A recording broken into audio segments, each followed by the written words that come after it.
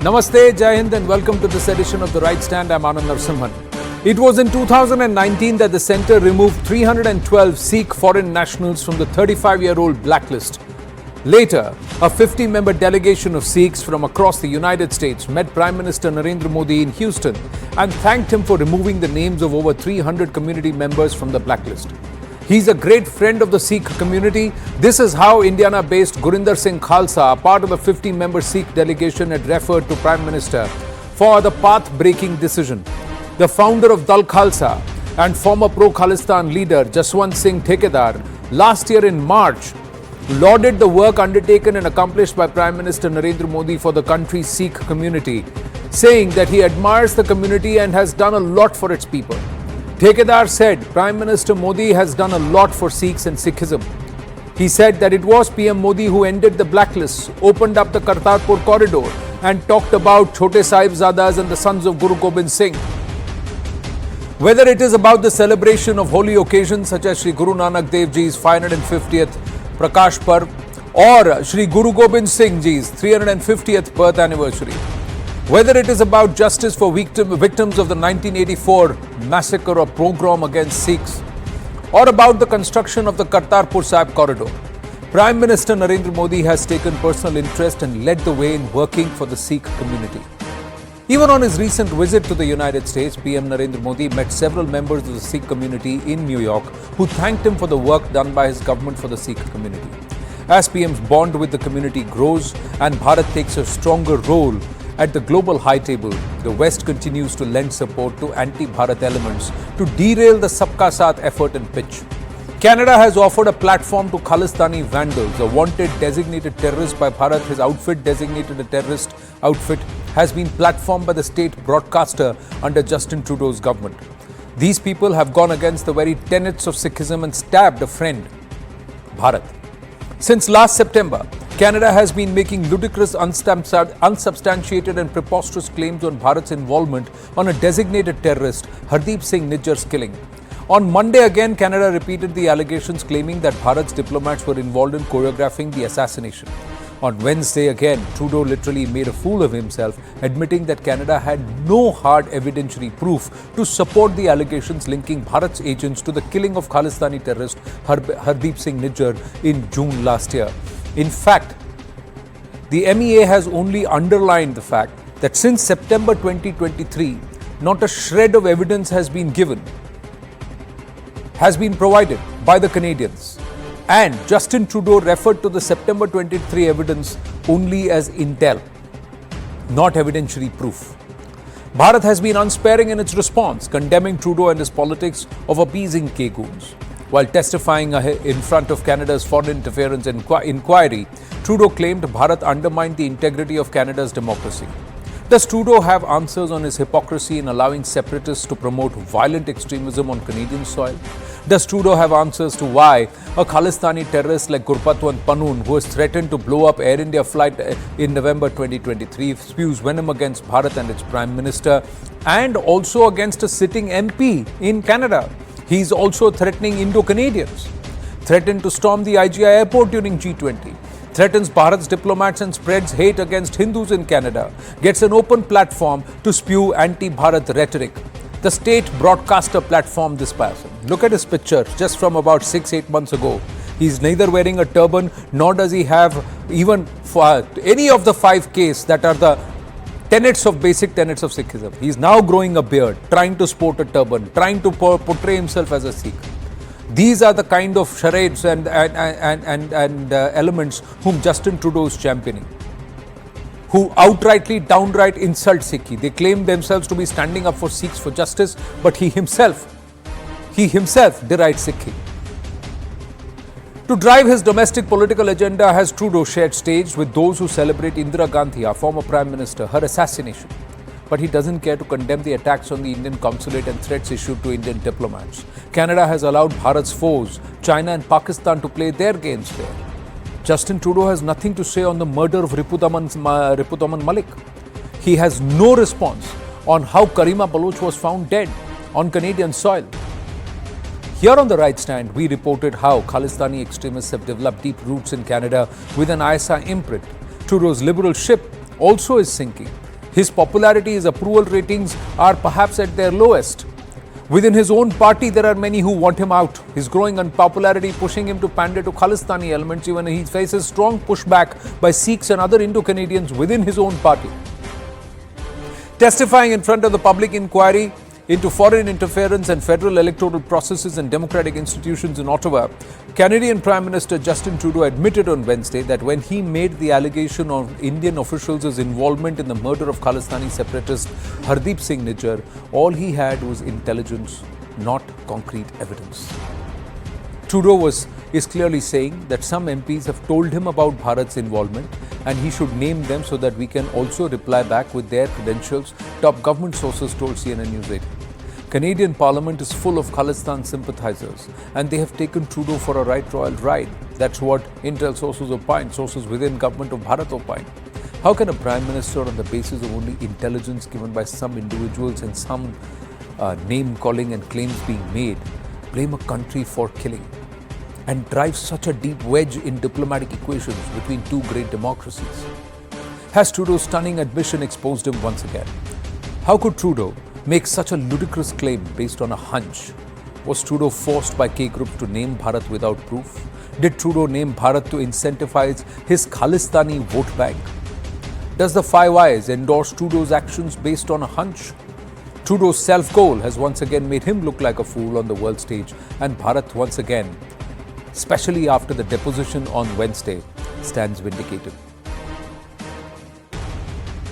Over the past number of weeks, Canadian security agencies have been actively pursuing credible allegations of a potential link between agents of the government of India and the killing of a Canadian citizen, Hardip Singh Nijjar. We chose to continue to work behind the scenes to try and get India to cooperate with us.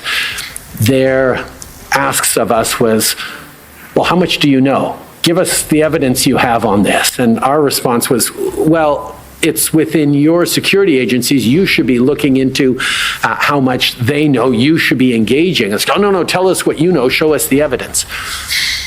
And at that point, it was primarily intelligence, not hard evidentiary proof.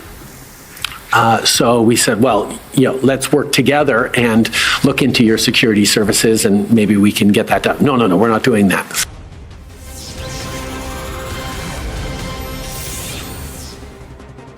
At that point, it wasn't hard evidentiary proof. It was just intelligence. And it still remains the same. That's what is Bharat's position. Questions have been raised by sources in Indian authorities as to whether the Canadian Prime Minister wanted to capitalize on the killing of Nijjar ahead of the elections. Why was Hardip Nijjar not given security despite several meetings with the Canadian Security Intelligence Service? If he indeed had a threat to his life, who were these elements? Sources have said that Trudeau named India without any confirmation. Serious questions have been raised on the security of Nijjar. Sources said that he was in regular touch with the CSIS. Why is it that he was advised not to step out of public but was never given enough security to protect him? According to sources, the statement of Nijjar's son Balraj is crucial to support Bharat's claim that Pakistan's ISI could be involved. They could have a role in Nijjar's killing because Riputaman Malik was shot dead not so long ago, and these are two warring factions, ladies and gentlemen, and it happened in Canada. Karima Baloch was also shot dead, but they dismissed it as an accident. She was also done away with. She was found dead. Balraj claimed he met senior CSIS officials just 6 days before Nijjar's killing, and another meeting was scheduled 2 days after his killing. Indian intelligence agencies have also raised serious questions on why Nijjar was only advised and not protected. Sources said that if the Canadian intelligence agencies had inputs against Indian agents, why was protection not given to Nijjar? Sources have also said that in some way Canadian authorities may have supported the ISI and gave access to the killers and have gone slow thereafter with the investigation. So far, those who have been accused or charged with the killing of Nijjar, Hardip Nijjar, are behind bars without trial. It's the prosecution that has sought 4 adjournments. Out of the 5 adjournments so far, 4 have been sought by the prosecution. They have not got proof. They have not submitted it yet. They're still going through reams and reams of pages, they claim, in court. Security Affairs Editor Manoj Gupta has brought us exclusive input shared by intelligence sources claiming that Canadian PM Justin Trudeau started the Khalistan narrative well in time for the elections next year. And Hardip Nijjar's profile was ideal to keep this entire pot boiling. Nijjar gunned down on the premises of a Gurdwara in Canada's Surrey last year, was a top Khalistan Tiger Force commando and key to Prime Minister Trudeau's campaign to sustain his Sikh support in his home country. That's what they believe. They believe that all Sikhs in Canada endorse this entire K narrative. They are the ones who are broad brushing all Sikhs as Khalistani or secessionists. Sad but true, ladies and gentlemen. It's not Bharat. Bharat very clearly believes Canada and Bharat have phenomenal relationships. It's a very deep relationship. Randeep Jaiswal had spoken about it in detail. But yes, they have a problem with Justin Trudeau and his government and his leadership and his thought process, and also who he is leaning on, the NDP and Jagmeet Singh. Trudeau started the Khalistan narrative in time for the elections. Nijjar's profile is ideal to keep the pot boiling, another proof that he is playing with pro-Khalistan elements and also the involvement of the Pakistan-based ISI or the Inter-Services Intelligence. Intel sources said there are several cases against Nijjar in various terror activities and his extradition was sought many times, not only recently but even in the past. A lookout circular was issued against him in 2015, followed by a red corner notice in 2016. Thrice he's been refused entry into Canada. He even forged his identity to find a way in, and then thereafter he was facilitated by pro-K sympathizers within the Canadian administration. More than 10 FIRs pending against him in Punjab, those registered by the NIA. The NIA has highlighted Nijjar's anti-Bharat activities in Canada. NIA is suspected to be behind the killing, and Nijjar is suspected to be behind the killing of Ripudaman Singh Malik in Surrey. Raymond Vickery, Senior Associate, Wadhwani Chair in the US-India Policy Studies, CSIS, is with us. Terry Mileshki, author, is with us. Daniel Bodman, Canadian journalist, and Ramneek Singh Mann, activist, with us. My namaste to everybody. Thank you very much, gentlemen. Terry Mileshki, I have a copy of your report that your think tank, the think tank that you lead, had published in 2020, September 2020, if I remember. I want to start with the foreword. The foreword that's been penned by Ujjal Dosanjh and Shuval Moy. They start with the way the definition of Khalistani extremism was changed in 2018. Do you believe that this is systematic? The way the Canadian administration today is pandering to these K extremists? Terry, thank you for your time. Thank you for the invitation. I would confirm absolutely that not just the Liberals, but especially the Liberals, but the Conservatives and the New Democratic Party in Canada are guilty. We have all been, in the last 40 years, pandering to, tolerating, and the Khalistani aggressions and threats of violence and actual violence, and that this is a disgrace to Canada, and that now the chickens are coming home to roost. Even if Trudeau's allegations, the government's allegations, the Royal Canadian Mounted Police's allegations. By the way, they're not a political organization. They don't follow political orders, the RCMP. They have a better reputation than that.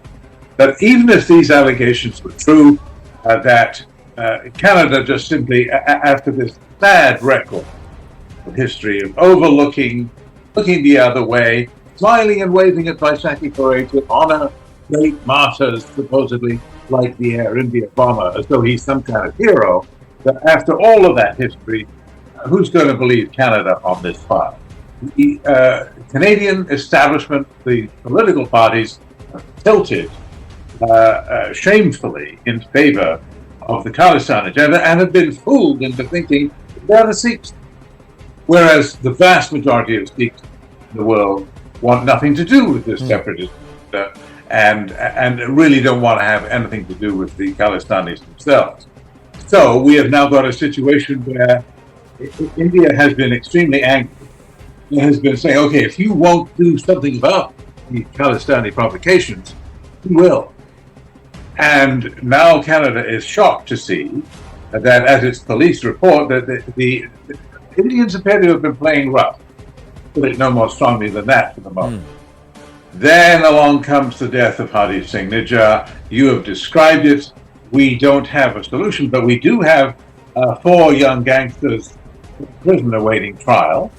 In addition, and this is important, we also had an alleged handler, Nikhil Gupta, in custody in the United States, facing trial in New York on the FBI's indictment, alleging that he was the handler who was supposed to hire a hitman, and did indeed hire a hitman to dispose of the head of Secret Justice, Hardip Singh Nijjar, New York, as well as, this is one plot, any target, as well as Hardip Nijjar in Canada. In other words, the FBI uncovered a wide range organized by an employee of the Indian government. And they have facts, they have got receipts, they have got wiretaps, they have got recordings. They recorded the alleged perpetrator here, Nikhil Gupta, who recorded him saying to the hitman he had hired, who was actually an undercover cop. They recorded him saying, yes, we're after Panoon, and Nijjar is also a target. So, India has a problem as well. I've described Canada's problem as basically being sucked in to Palestinian propaganda in pursuit of. But the reality, I think India also has a problem. Whether India has a problem or not, India has said that we will act if you are giving me credible evidence. That's why there's a team that's traveled to New York to discuss and engage with the US State Department and the authorities there based on the evidence provided. But in the case of Hardip Nijjar, these 4 people who've been arrested along with so far, there has been no proceedings in court. It's the prosecution which has actually sought 4 adjournments out of 5. Why is it? If they have reams and reams of paper and evidence, they should be moving fast to try and secure. Because they're trying to cut a deal. They're trying to cut a deal.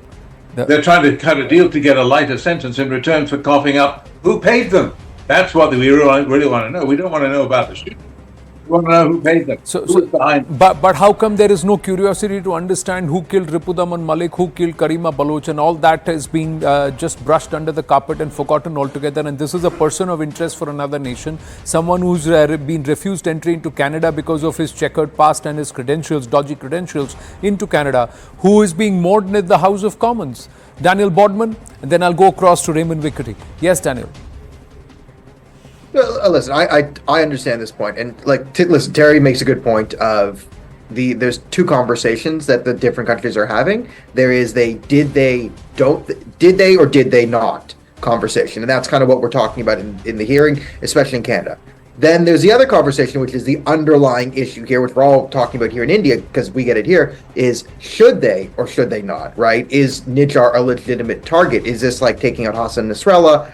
Or not, right? So these 2 things are sort of conflicting. Now, I understand this argument of why not Karima Baloch? Why not this? Why are we dying on the hill of Hardip Singh Nijjar? And this is personal to me because I have a friend who was likely murdered by a hostile foreign nation. His name was Mehdi Amin. He was an Iranian political activist, a great patriotic Canadian who came here. His order of values was key in the Iranian diaspora fighting the regime. And he was even killed, and we have a court ruling that it was highly suspicious circumstances. Cameras turned off. The assailant, even the judge said there's something extra going on here. Nothing from the Canadian government. Nothing on that. So I understand better than most the extreme hypocrisy and just the gaslighting of why do we have to die on the hill of Hardip Singh Nijjar, a man whose Gurdwara right now is planning an event to honor the worst terrorist in our history, Tawinder Parmar. It's sickening. And it's, again, goes back to the did they or did they not versus should they and should they have not. And these conversations are linked, but you have to understand the second half of that, the should they not, was this guy a terrorist, was he not? This is completely taken out of mainstream Canadian discourse, right? You'll never see that ever talked about on the CBC.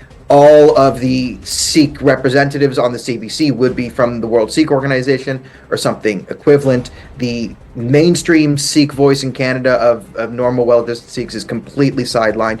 And you're right to assume there is a problem that Justin Trudeau has where he does think that all Sikhs are Khalistani terrorists. He thinks all Muslims are Islamic extremists.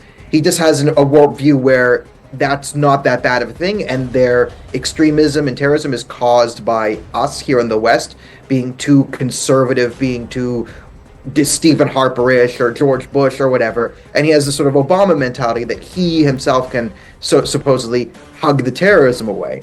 And this worldview doesn't meet reality. I mean, the most famous thing in Canada is he was pushing for a UN Security Council seat years ago. It was this big push of his, and to try and win it, he was trying to appeal to the Arab nations by being incredibly anti-Semitic and doing the anti-Israel stuff. But he was going to like the UAE at the time, which was trying to sort of moderate relations with Israel, as you saw. And by bragging about how, anti-Israel and how they, are kind of weak on Hamas and all this and the Iranians, they were alienating the UAE because the UAE is incredibly anti-Muslim Brotherhood, which is the Hamas, and they're incredibly anti the Islamic Republic of Iran, who they see as their number one enemy. So he misread that whole situation, just thinking, oh, look, they're Arabs, they're dressed up in silly costumes, they must hate Jews. So he went on this sort of appeal to them, and it didn't work, and it ended up being a massive flub where he didn't understand really the foreign politics of any other country in the United Nations and wasn't able to get the Security Council seat. And a lot of it had to do with this worldview where he would see as, yes, all Muslims are terrorists, but that's a good thing. And when you go to, good leaders in the Arab world, they have problems with these extremists, so they don't want a Canadian government that's propping them up. So, and you see this mentality played out again here in this issue. Exactly. Now, did he not read the message when he came to Bharat and Captain Amrinder Singh refused to meet Khalistani elements who were part of his entourage? He took up firm stand, and he had massive support on ground. The then Chief Minister of the state of Punjab in India. How is it that Justin Trudeau can't see this writing on the wall? Or he's so dependent on them to just survive and to stick around for the next few months that he just has to do his bidding. Raymond Vickery, thank you for your patience, sir. What is the Five Eyes position here? Because it's the Americans who've given this intelligence. That's what he claimed in the House of Commons. But the Americans so far have not outrightly underlined the way Trudeau's gone about things. They've just said that if Trudeau is making a claim, you must look into it. Well, thanks very much for having me. I think it's perfectly apparent that we have a problem here. Democracies have historically had difficulty in coming to grips with how to control and direct the secret activities of various security agencies. And we have not actually been able to come together on that with these two great democracies, India and the United States. I think we've done a better job in the U.S. The plot in New York, I think has been handled correctly, in that there has been a delineation of the exact evidence involved, and there have been consultations between the national security advisors, and you saw the announcement on Wednesday concerning the satisfaction of the United States in terms of cooperation between the security agencies in meeting this problem. It is, I think, absolutely true that Prime Minister Trudeau has not handled this correctly and has inflamed the situation. But that should not obscure the need for democracies to come together to figure out how to handle these aberrational kinds of situations. It's just not going to be the case that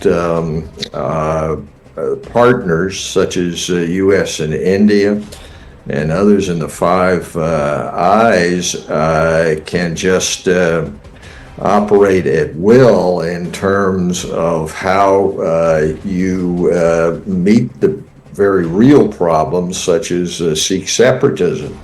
So this is a real difficulty. I think the United States has shown the way in terms of how to cooperate with India to be able to come up with amelioration and even solution of the kinds of problems. What's happened in Canada has not been the way to go. But that doesn't mean there isn't a problem. Prime Minister Trudeau is going to pass from the scene, it seems, in one way or another. But we're still going to need to work, and it's useless just to say, well, the Five Eyes did this to India, and India is all correct. Or on the other hand, for in the United States or any other democracy to say, well, we're just going to write this off. As I say, I think we're making progress in the U.S., India, and I think that'll spill over with the Canadian situation and the others. But we've had a problem here. We've faced it in the U.S., right, and hopefully we'll be able to do so in the future here. But the fact is that Bharat has drawn a line with respect to pandering to these kind of separatist elements. The issue that I also would like to bring out here, Ramneek Mann, is that America has also not cooperated with respect to Gurpatwant Pannun. They still allow him a free run. He can't claim the first when he's talking about another country. He can claim the first when he talks about America. But he can't claim the first and the freedom to say what he wants to say when he's actually talking about secession and breaking and acting against entities which are foreign nationals. And he's doing this on foreign soil against another foreign nation. Well, 2-3 things very quickly, Anand. I believe that both Canada and the US expected India to be on the back foot when they started blaming India for neutralizing their own asset. Let's be very clear. Let's talk about credible allegations, shall we? So the credible allegation here is the CSIS and the ISI are involved in neutralizing Hardip Nijjar. So that is where it is. They are the ones who killed Nijjar, and they are blaming it on India, and they expected India to be on the back foot. And it was a miscalculation, and it's backfired badly, and chicken is coming home to roost now. And I've said this before, and I'll say it again, Anand, that the Canadian reputation and that of the Prime Minister of Canada is in tatters. It is at its lowest ever globally, if we talk about. And also, if you actually explained it beautifully, Anand, when you started your program, by expressing what the current Prime Minister has done for Sikhs, starting from 550th year of Guru Nanak Sahib to 350 years of Guru Gobind Sahib and to 400 years of Guru Tegh Bahadur Sahib, and then Kartarpur Sahib corridor, Hemkund Sahib ropeway, and then translating Guru Nanak Sahib's Bani into 16 global languages, and then celebrating the Sahibzadas, and punishing the perpetrators of crimes against Sikhs in 1984, something these Khalistanis have been ranting about, and they have been harping upon all these years. So the entire agenda seemed to be slipping out of the hands of the Khalistanis. So what do? So they neutralize our own asset, and then they try and blame it on India. What had happened in the past is something they're trying to do again. It was Hindus can't live with Muslims. A two-nation theory which gave birth to Pakistan is Hindus can't live with Sikhs, or Sikhs can't live with Hindus anymore, should give a birth to Khalistan, and that Khalistan should only be on the Indian side of Punjab and not where the Khalsa Raj actually was, the throne of the Sikh kingdom in Lahore in Pakistan, the birthplace of Guru Nanak Sahib, or the resting place of Guru Nanak Sahib, Nankana Sahib, Kartarpur Sahib. These all places have been omitted. So it is purely a political agenda. Let's be very clear on that one. True. Now, you pointedly asked, Anand, where the Pannu's agenda was. But the Pannu's agenda is very clear. Pannu's agenda is a divided India. He's come out openly and said, we want to balkanize India. We want India to be in pieces. He's not limiting himself to Khalistan and territories that he claims should be a part of the Sikh homeland. He also wants Maharashtra to be independent. He wants Kerala to be independent. He wants an independent Bengal also. So this is somebody who has been anti-India, anti-national, and he's not an Indian. He's a US citizen. Exactly. And what is interesting about their citizen? That is interesting. Now, I should also tell you this, that Americans, Americans are operating in Canadian soil. Iranians are operating on Canadian soil. Allegedly, Indians are operating on Canadian soil. Pakistanis have killed Karima Baloch. There is no doubt about it. Chinese are interfering in their elections. I mean, is Canada really a state? No, Israel has now openly alleged that Canada is giving patronage and open, shelter to members of the Hamas and the Hezbollah and the Houthis. Oh, absolutely. And the yes. Canadians are operating Yes. there. Oh, yes, absolutely. Have you not seen those protests? Have you not seen those pro-Palestinian protests in the streets of Canada? I mean, is it really serious? Is Canada a state actually? Anybody's Sri Lanka has alleged that LTT members, former members Good who are heavens. terrorists of Good the heavens. Liberation So- Tigers of Tamil so if- Eelam, they are also operating out of Canada and they are plotting something against Sri Lanka again. So it's not just but one then nation. again, you know what Canada chooses to do, Anand? You know what Canada chooses to do? Their Prime Minister on the floor of the Parliament addresses Nijjar as an honorable citizen, forgetting that he has 10 FIRs against him in India. He's accused in murder. He's a wanted, designated terrorist of India, and he's an honorable citizen. That is just one. The other is that, Canada is a joke. I'm sorry, Terry, it's your country. I'm sorry, the other people who are listening to me. Canada has not been able to live up to its expectations, to the expectations of its citizens, to its obligation comment on towards the global community. Sir, diplomacy is based on mutual reciprocity. The way you are permitting your citizens, Canadian citizens, to put up a portrait of the Indian High Commissioner, fire bullets at him, bringing the life and liberty of Indian diplomats in danger. That too, in a developed This is Western inciting country. murder, yeah. It's Can I comment on in the that? American Yes. continent. In the North Yes. America. Yeah. Terry Are you wants to- serious? Just a brief comment. It is absolutely correct, in my view, that Canada's role in looking the other way about Palestinian violence decades now has been an absolute disgrace. I just want to make one other point.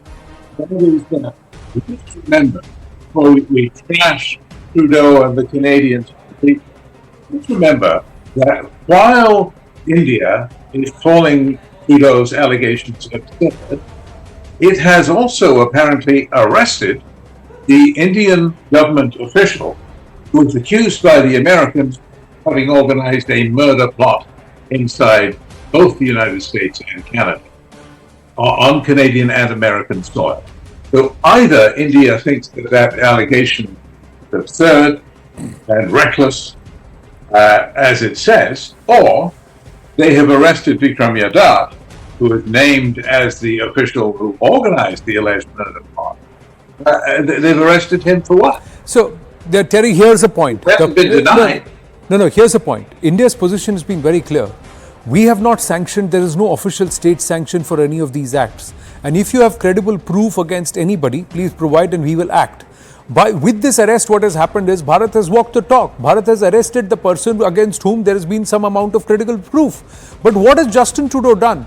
He is accusing the very ambassador and a very, very senior gentleman who served in multiple nations in the past, who's come there. He's talked tough on K extremism.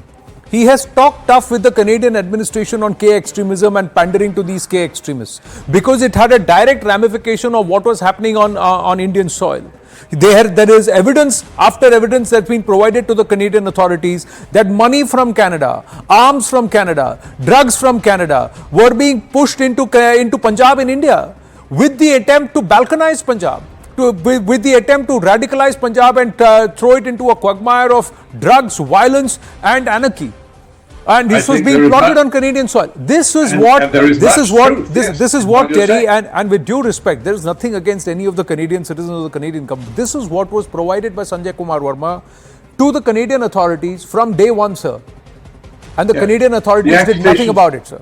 They did nothing about it. And the accusations that get made against Sanjay Verma as the Indian High Commissioner in Canada sound to me extremely far-fetched. He is a respectable man, and I know of no evidence. That's where the problem is, sir. That's where the problem is. We can agree, I think, that the Canadians have much to answer for, and that the handling of this by Trudeau and by his officials leaves much to be desired. Sir, but same can be said, I'm afraid, of the Indian side. We can't just close our eyes to that. Because if we want to have a solution and have No, these nobody is two closing eyes to anything, sir. The No, issue is that's not not. between India and Canada. The issue is Justin Trudeau and Jagmeet Singh.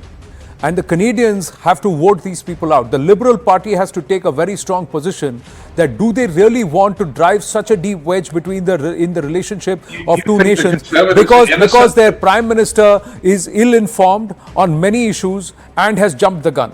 That's their current Prime Minister. Are there no conservative Khalistanis? I think there are a few in the Conservative Party. Right. Don't blame this all on liberals, is all I'm saying. No, all I'm the not blaming parties- it on liberals. Right now, the liberals are in power. They've got to take the right stand. That's what I'm trying to say. Fair enough. On that note, Fair I've got to enough. on that note, I've got to wind up. I've run out of time. Anand. We'll stay on this story and we'll continue tracking this all through this week here on The Right Stand, ladies and gentlemen. Taking a very short break. When we come back, it's the face-off closer home, where there are some opposition MPs who want Bharat to fix ties with Canada for all that Justin Trudeau has done. He is sharing a platform with those who assassinated a former Prime Minister of our country. Who needs to fix things? Should Bharat actually bow down to K sympathizers? Stay with us.